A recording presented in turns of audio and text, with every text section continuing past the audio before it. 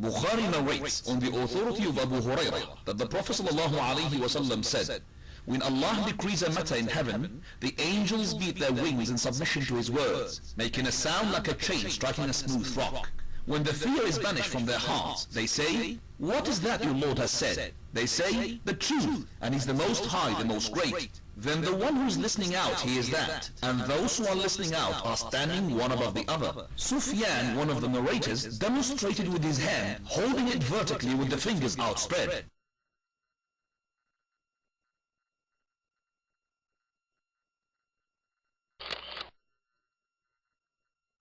So the jinn hears what is said, and passes it to the one below him, and so on until it reaches the lips of a sorcerer or a fortune teller. Maybe a meteor will hit him before he can pass anything on, or maybe he will pass it on before he is hit. He, the fortune teller, tells 100 lies alongside it. But it will be said, didn't he tell us that on such and such a day, such and such a thing would happen? So they believe him because of the one thing which was heard from heaven.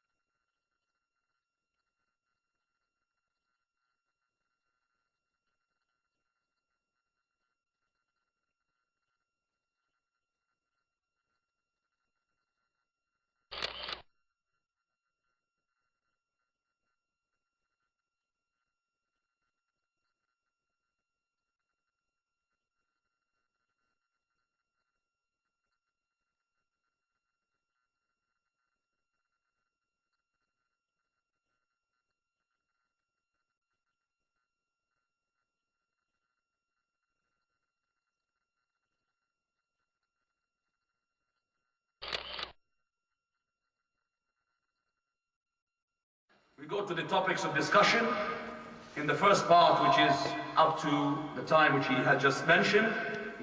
And is there any relationship between the jinn and the shaitan? And who is Iblis? May Allah curse him. Is he the origin of jinn, or is he one of them? When were the jinn created? And what were they created from? And of course, where do they live? And after that, in the same session, which is the same part, we'll be talking about, do the jinn eat and drink?